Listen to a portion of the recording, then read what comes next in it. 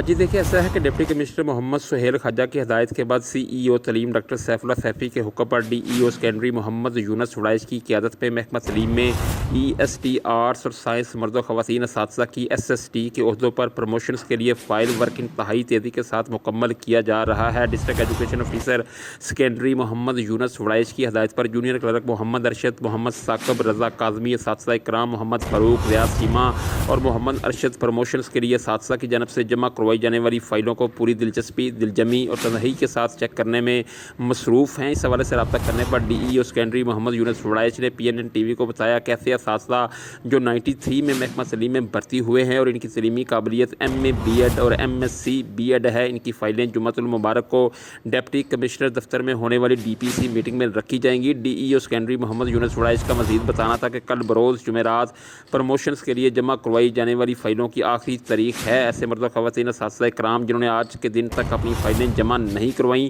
وہ فوری طور پر کل اپنی مکمل فائلز DEO سیکنڈری کے دفتر میں ہر صورت جمع کروائیں۔ کل کے بعد پروموشن کے لیے جمع کروائی جانے والی کسی بھی فائل کو قبول نہیں کیا جائے گا۔